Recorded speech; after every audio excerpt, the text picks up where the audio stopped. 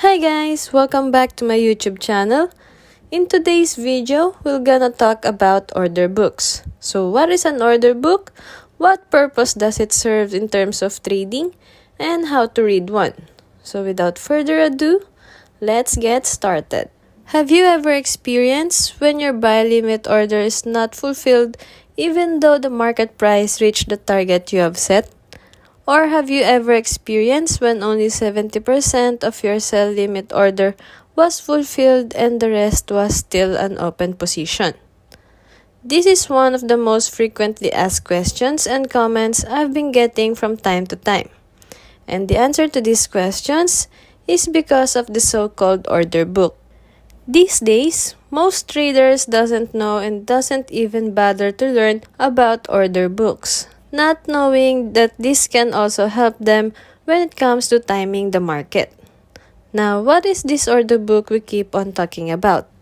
Order book is an electronic list of all the buy and sell orders organized by price level, which is updated continuously in real time.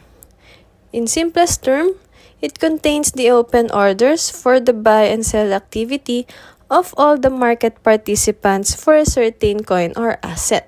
In the order book, an order for buy is called bid and the order for sell is called ask. Now, what does this order book looks like? Now, we are here in Binance app. This list on the left side of the screen is what we call the order book.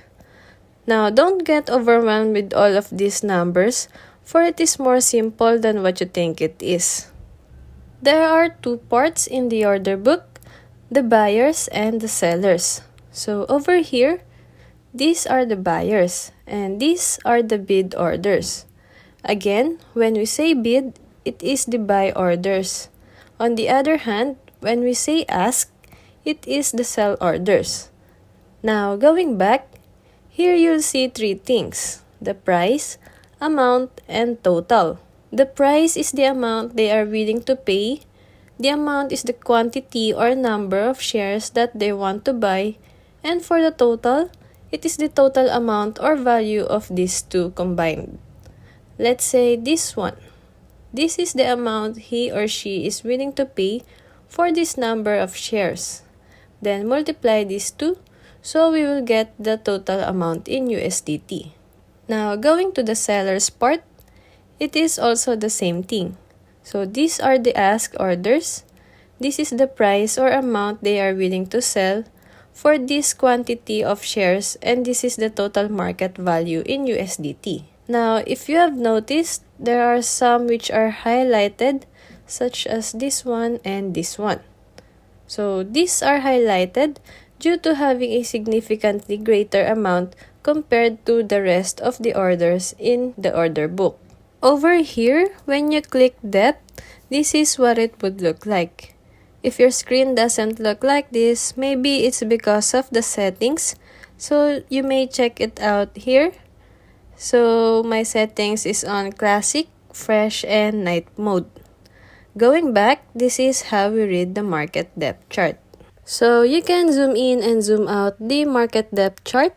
Then if you drag your cursor, here in the lower part is the price. And then the quantity on the left side is the number or quantity of Bitcoin wanting to be bought at this certain price. Now, this is the percentage of increase or decrease from the price of Bitcoin. In this case, it's negative 0.3%. Now, going to the seller's side, this is the price and this is the amount or quantity of Bitcoin wanting to be sold at this certain price. And then this is the percentage. So in this case, it's positive 0.3%.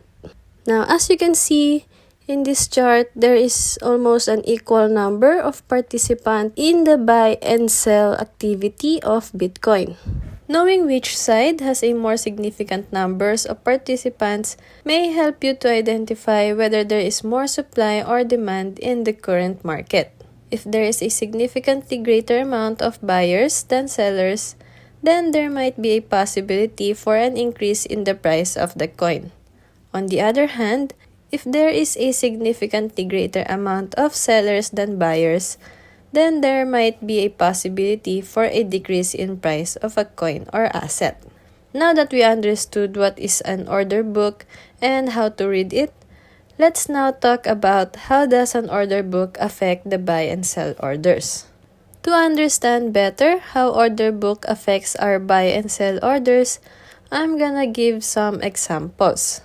So let's say this is the order book of BTC USDT. So these are the bid and these are the ask. I did not include the total amount in this example, for the price and amount or quantity are just what we need. Now let's say I placed a bid with a market order and the quantity of 1,000. Out of all these ask orders, the exchange will give the best price in relative to our buy order. So what happens is that our orders will be fulfilled by this one. And so we bought our shares. As for the seller, may matitira pa sa sell order niyang another 1,000 quantity. Therefore, it will remain open sa order book. Now, another bid came with a limit order at the price of $102 and the quantity of 1,000. So again, the exchange will give the best price relative to the buy order. As the price was set with a limit order of $102, we are saying that we don't want anything that is higher than $102 in price. So, the exchange will execute a buy order with anything that is less than $102 in price. Now, looking at the order book, this one can also satisfy the order bid we have made. So now all the sellers' ask order is fulfilled and same goes for our bid order. Now, punta naman tayo sa sell order as an example.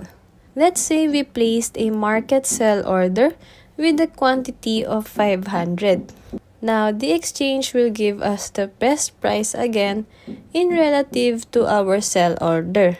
Looking at the order book, we have the highest bid at the price of $90 and a quantity of 300. So now, our order will be able to fulfill this bid order and this will be permanently out of the order book. But our order still has 200 quantity left.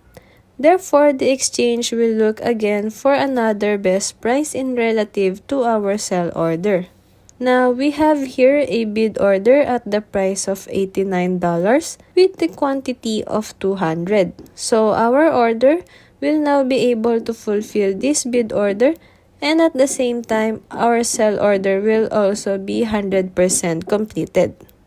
So, altogether, there would be an average price in which this order was executed. As you can see, the orders were being filled depending on the open orders on the order book, which is why there are times that only 70% or less are being filled for the meantime when it comes to our buy and sell orders. So that's how order books work and how exchanges facilitate our buy and sell orders.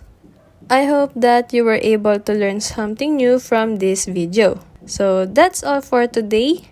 See you on the next one.